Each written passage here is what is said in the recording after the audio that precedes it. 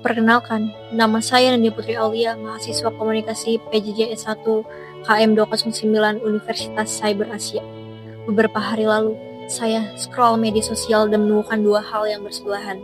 Postingan peringatan hari lahir Pancasila yang penuh foto seremonial, dan tepat di bawahnya berita tentang ketidakadilan hukum di negeri ini. Dua hal itu membuat saya berpikir, apa yang sebenarnya terjadi pada Pancasila kita? Apakah ia masih hidup atau hanya menjadi dekorasi semata?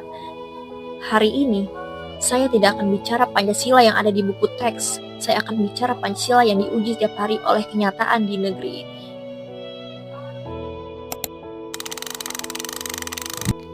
Pancasila lahir 1 Juni 1945, pidato Soekarno di hadapan BPU PKI. Tapi yang sering dilupakan, proses itu penuh perdebatan sengit antara golongan nasionalis dan golongan Islam, antara yang negara agama dan negara sekuler. Hasil akhirnya adalah kompromi besar, sebuah jalan tengah yang mengakomodasi keberagaman Indonesia yang luar biasa kompleks. Saya pernah berdiskusi dengan guru sejarah saya ketika saya masih duduk di bangku SMA. Dia bilang seperti ini, pandangan kita jangan kaku terlalu melihat sistem yang mengendalikan manusia. Betul memang sistem membentuk manusia, tapi dasarnya sistem juga dibikin manusia.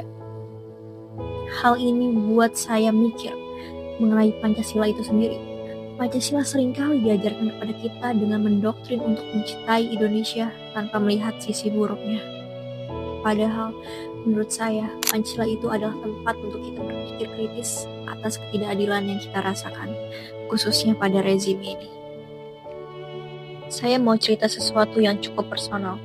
Saya kuliah sambil bekerja bukan karena gaya hidup, tapi karena memang keharusan.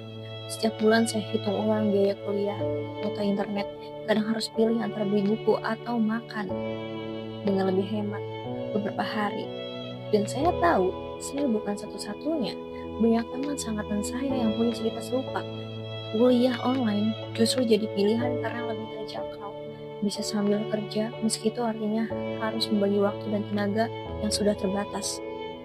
Di titik ini, saya sering bertanya pada diri saya sendiri, kalau pendidikan itu hak setiap warga negara, kenapa rasanya begitu berat untuk yang ekonominya pas-pasan? Sila kelima bicara soal keadilan sosial. Tapi keadilan itu terasa jauh kalau akses pendidikan masih sangat tergantung pada seberapa tebal kantong orang tua kita. Jadi, ketika saya bicara soal Pancasila sebagai pandangan hidup, saya tidak bicara dari posisi yang nyaman. Saya bicara dari pengalaman yang membuat saya bertanya, apakah negara ini sudah hadir untuk orang-orang seperti saya? Dan saya rasa, pertanyaan ini juga yang dirasakan banyak anak muda lain di luar sana. Mari kita bicara aktualisasi nilai Pancasila, terutama sila kelima, keadilan sosial bagi seluruh rakyat Indonesia. Saya pernah membaca berita tentang seorang nenek yang dihukum karena mencuri getah karet senilai puluhan ribu rupiah demi makan. Kasusnya berjalan cepat sampai ke pengadilan. Bandingkan dengan kasus-kasus korupsi bernilai triliunan rupiah yang prosesnya berlarut-larut, vonisnya ringan, bahkan ada yang masih bisa tersenyum di depan kamera setelah dinyatakan bersalah. Ironi ini bukan kebetulan, ini pola hukum yang tajam ke bawah dan tumpul ke atas. Globalisasi membawa dua wajah. Di satu sisi, saya bisa kuliah jarak jauh, mengakses ilmu dari dosen dan sumber dari seluruh dunia. Sesuatu yang tidak mungkin terjadi 20 tahun lalu.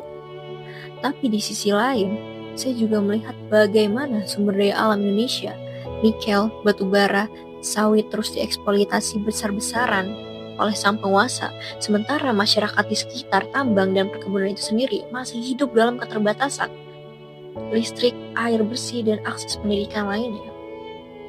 Inilah pertanyaan besar sila kelima di era globalisasi. Untuk siapa sebenarnya kekayaan negara ini dikelola? Pancasila sebagai falsafah bangsa harus menjadi filter, bukan menolak globalisasi, tapi memastikan globalisasi tidak mengorbankan rakyat kecil demi keuntungan segelintir pihak. Pancasila itu seharusnya jadi pedoman utama dalam setiap kebijakan, bukan cuma simbol di dinding kelas atau kantor. Tapi kenyataannya, ada jarak antara Pancasila yang diucapkan dan Pancasila yang dijalankan. Contohnya, sila kedua bicara soal kemanusiaan, tapi kalau kelompok minoritas baik dari sisi agama, suku, atau disabilitas masih kesulitan mendapat hak yang setara. Gimana otak kemanusiaan itu? Saya pernah dengar cerita tempat ibadah kaum minoritas yang sudah bertahun-tahun sulit mendapatkan izin. Padahal jemaatnya sudah lama ada. Kalau kebebasan beragama masih terhambat urusan administrasi yang berlarut-larut, artinya Pancasila belum benar-benar dijalankan di negeri ini. Karena Pancasila bukan soal siapa yang paling sering mengucapkannya, tapi siapa yang konsisten menjalankannya, apalagi untuk mereka yang posisinya paling lemah.